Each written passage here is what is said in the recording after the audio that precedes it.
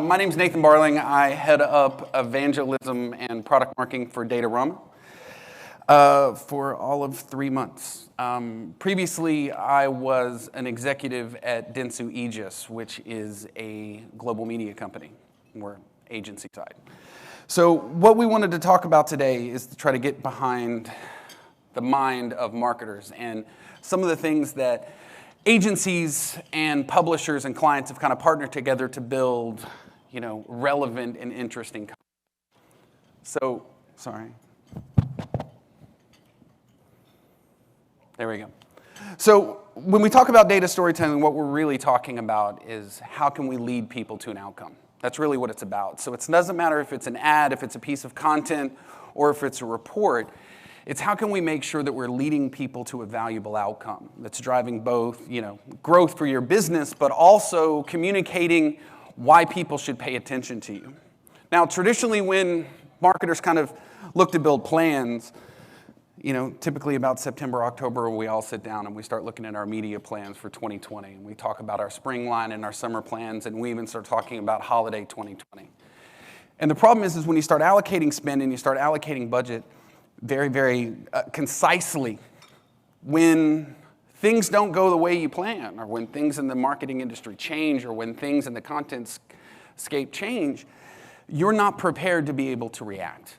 And as the consumers start to expect more relevant content to be delivered, how are we as publishers and how are we as media agencies able to capitalize on that to tell, to break through the noise and actually have people care? Because what people are starting to demand are absolutely real-time, data-driven campaigns. Before, clients were completely fine with us saying, I think this idea is good. This piece of content is really interesting. We like it. We think you should run it. The problem is now as clients are demanding more and more that everything is quantitatively led. Where is the data that is backing your decision to create this content? Where is the data that is showing us that we should be putting this content on this publisher site? And that's because it is the absolute expectation. I've sat in many, many client companies where, 10 years ago, we could just show a video and they thought it was great and we would run it. Here's $1 million, go publish it everywhere you want. Now it's becoming more and more and more expected. As the growth of chief digital officers and chief data officers are happening at the client side, they're all so familiar with data, now that's all they want. They want access and transparency from a publisher side to an agency side to make sure they truly understand what's going on. And what's challenging is now the marketing system is completely growing. We had a client at Dentsu that averaged 6.7 devices per client. That's 6.7 different touch points per client that interacted with this brand. And that can be consoles, it can be smart TVs, it can be tablets and laptops. But the problem is how do we tell a connected story that actually matters to these clients when they're getting, 20 different touch points a day? When they're interacting with social channels, each one of your publishing, how do you create content that actually matters? And that's what's interesting. There's 3.2 billion images shared every single day. So we've been talking about all day is creating content and creating images and creative assets that actually matter, but how do you separate your single image on your specific site from the 3.2 billion images that are being shared? And that's through relevancy. It's making sure you can capitalize on that very, very short attention span that our consumers are willing to grant us to give content that actually matters. And that's the problem is we're still very stuck in this very crude kind of targeting where we love demographic targeting and audience segmentation and we talk about all this stuff, but in the end, what really matters is how are we creating content that actually matters to that audience, to that data? Because we as marketers are going to be forced to evolve because if we don't understand the mix between the art and creative side with the data, you lose the consumer. Your goals don't matter. Your publications don't matter to the consumer. And when that happens, we all become commoditized. And it's a matter of really finding that perfect balance. How can we make sure that we're still very, very creative and finding that content that engages, but then being able to hyper-target it to an audience that wants to pay attention? It's kind of like a great car. If you have an amazingly fast car that you never drive, that just stays in your garage, you get no value from it at all. So What I want to talk about are opportunities where publishers and agencies and clients kind of work together to form interesting connected stories. So the first one here is for a pharmaceutical company. The pharmaceutical company made allergy meds, right? And they wanted to basically be able to sell more allergy medication. So what they did is they partnered with the data company to start pulling in pollen count at a postcode level, at a zip code level. So when pollen count got to a certain threshold, they started targeting more ads to them. And they started to do content releases and doing sponsored content on the publisher side to start saying, hey, we realize that you're suffering from allergies, come buy our medication. They saw a huge uplift in conversions because the impressions mattered. The qualified impressions were actually triggering a strategy that just wasn't always on, but it was present and it was there because they knew the people were suffering. Now, the same thing goes for this accommodation client. So this is a hotel client. And what this hotel client was really trying to focus on is what triggers an unplanned conversion, right? So we can all sit here and plan on, we know that holiday or bank holidays or, spring break is coming up. So we can plan for ad units to run in March, right? We can create some amazingly spring break advertising campaigns and do some great things. But how do we create a campaign for the unplanned moments? How can we plan for the unplanned? And what we did here was we started to look at what are events that can happen to make you book a hotel today or tomorrow? And for this client, we started to look at flight cancellations. So we started pulling in flight cancellation numbers at an airport level. And then when flight cancellations got to a certain threshold, we started targeting ads. We started releasing content. We started working with publishers to do real-time activations. And then what we saw was an over 600% increase in conversions because we were saying, hey, we understand you're out there. With this client, we offered, I think, a free dinner, reduction in room rate price. But what it was able to do is actually trigger a story that was relevant to the consumer in the moment. We were capitalizing on the fact that we knew that they were, that they missed their flight. But then we were saying, hey, we're here to help you. And I think that's what's important. It's not necessarily looking at, we're always thinking about what's next. What is the next technology? What is the next kind of content? What is the next kind of ad unit that we can run? But it's not always about what's next. It's sometimes about what's better. So what Burger King did here is they geofenced 14,000 McDonald's locations across America, right? And then they encouraged people to go to a McDonald's with the Burger King app on your phone, and when you broke that geofence, it would have a pop-up that allowed you to order a Whopper for 1 penny, right? And their whole message was, order the best hamburger at McDonald's, which is a Whopper. So what they got from this was their app overnight went from 686 on the iOS store and the Android store to number 1. They had over 1 million downloads in a week and 3.3 billion impressions given. Why is that? I mean, it was effectively just Burger King trolling McDonald's. But what was interesting is they were being relevant, they were being interesting, and they worked with publishers to write articles. I mean, I assume a lot of you probably had an article about this. But the whole thing was about they put out-of-home Instagram frames in front of McDonald's that talked about, I took the Whopper detour at McDonald's, and the whole thing was about resonating with the consumer to tell an interesting, connected story. Because when you're giving interesting stories, and it's all based on data, all of this tech is 10 years, 12 years old, but what they did was deployed it in an interesting manner that connected with their audience.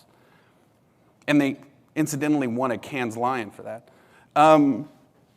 What this company did is, this is the idea of remitting money. So when you remit money, you send money back to the country that you're from to maybe help your family and whatnot. And what this particular company did was they started pulling in currency conversion values because they wanted to know when the currency conversions rates were really favorable for people in the United States, they would say it's the perfect time to help your family. And they had over 300% increase in conversions. But not only that, they started releasing sponsored content on publisher sites. They worked with publishers to do interesting stories that pulled in these elements and activated almost in real time when those values were really high. And that's because they were able to help the consumer. They were able to say, hey, we're trying to help you. And of course, helping ourselves as the remit company, but at the same time, what they're doing is they're trying to better understand the consumer's needs and then sitting down with publishers, sitting down with ad tech vendors, sitting down with the clients to craft interesting stories.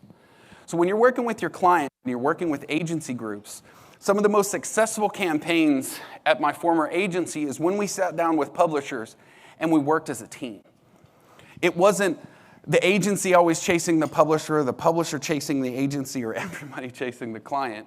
We all sat down together to craft interesting stories and say, these are the units that are available to us. These are the types of data that's available to us. And let's try to figure out something where we can capitalize and be relevant for all three of us. Because when you start to look at the way that we interpret data, even from a publisher side, you can say, how do I give more data to my agency? How do I give more data to the clients that are purchasing, that are buying the sponsored content? How can I give them more access to data so they understand the types of things that are working? So this is the Google Vision API, but Microsoft has one, IBM has one, I could go down a list. But effectively what all this is doing is just telling you facets about images. What is the subject content? What is the color breakdown? What is the emotional breakdown? What's going on in the image? Why that's relevant is when you start to look at how these images work against certain demographics, you can say for 18 to 24-year-old males, Medzit Ozil Arsenal images work the best for this demo. Doing these kind of action and this kind of imagery makes the most sense. What you're doing is you're telling your consumers and you're telling your clients, these are the kinds of things that will actually help you attract the audience that you're looking for. And it's very simple data. And that's what everybody is yearning for. Not only do I want to know more about my audience, my 18 to 24-year-old demographic, but I want to know the kind of content that actually matters. I want to understand the type of content that can resonate with them. Because all of our clients and all of our agencies are completely stretched thin when it comes to the types of creative that can be created. So how can we work with them to better inform them so they can make content that matters? So their one image out of that 3.2 billion actually will be paid attention to. And when you start to look at the way that content is created, the ultimate goal is really to break through that noise. So it's to take all of this bits of disconnected information and then turn it into knowledge. It's to say, we understand the kinds of content that works. We understand the kinds of ad unit that works. We understand the planned and unplanned methods in which your clients want to actually interact with your brand. And then it's, how do we as publishers work with the clients to tell that story in an interesting way? Because that is what gets eyes on your site. That is what's going to get eyes and ad dollars flowing to your business for placements. And that's how you will get added to the white lists for these clients to make sure that you are the ad as it comes to, let's say, activating the remit money from India. You're one of the sites that's activating that content because you're saying, not only are we willing to help sponsor this type of content, but we're actually willing to sit down with you and build that strategy and catalyze those kind of ideas with you. This is a use case that I like to show. So just to show effectiveness. So this ad unit ran to the exact same target audience. One talked about how hot it was outside and it's miserable and you should barbecue to help not hate it as much. The other one was just your standard ad copy saying we're selling barbecue grills. And they saw a 586% increase when all you did was kind of confirm that it was hot outside, right? And the cost of sale went down. And why that matters is because it was about being relevant. That's all people want. So it doesn't matter if you're selling allergy medication saying, I know you have itchy eyes, or you're doing the, hey, come order our cheap Whopper, or you're doing whatever you want. It's about relevancy. And that's what people want. They don't need scale anymore. Scale and great and frequency caps and all that other stuff is wonderful, but in the end, if no one's paying attention to what you're saying, does it matter? Does it matter if I show you 10 ads that you ignore or 3 that you ignore?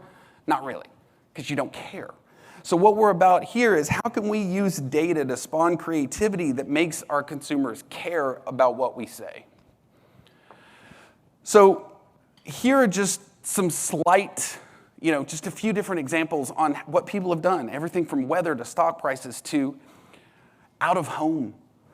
We've seen clients that have targeted, billboards that they bought and did message continuation on publication sites. When people were checking news feeds and going to sites when they were close to a billboard, it was message continuation. It's all geofencing. It doesn't matter if you're stock or currency conversion or language I was sitting down with a financial services client just last week, and they wanted to start to activate certain types of content on publishers when stock prices went a certain way. So how can we sit down with those financial services companies as a team and start to then say, how do we actually activate those units? How do we make sure that content's in the wings, and how do we make sure it's relevant in the moment? Because data by itself is great, but kind of, I overheard in the breakout session just 25 minutes ago that it's about actionable insights. It's about giving data that actions can be taken to, right? It's about driving business outcomes. It's not about impressions. It's not about audience or demo. In the end, no one cares about what data platform you're on. People don't care about how many visitors you get. What they care about is how all of that leads to growth for their business, right? So when we start to look at our data and we start to look at our sites and we start to look at our publications, what we need to do is really stress the simplicity of our view of the consumer. It's the business outcomes, it's about growth, and it's about us partnering to drive those growth. Because when you do that and you're willing to sit down with the agencies and you're willing to sit down with the clients, you can start to craft a differentiating proposition that everyone else doesn't have. That when they start to think of an idea, you're the first person they call about how do we partner with you to create content that actually resonates. Because in the end, it's about being better storytellers. It's about creating connected stories that are relevant and not just data analytics all the time. And coming from a data company, that's not something we say very often, but in the end, it's about being relevant storytellers. Because it's one of my favorite Einstein quotes. If you can't tell a story simply enough, then you just don't understand it well enough. And as you start to look at your consumers and you start to look at your ad units and you start to look at all these different analytics that we have and all these disconnected stories, how can you tell it simply enough so everybody understands? They understand the value of the publication that you run. They understand the value of the partnership that you're driving to the agency, and ultimately, they understand the value that you're driving to their consumers. And that's it. Thank you very much.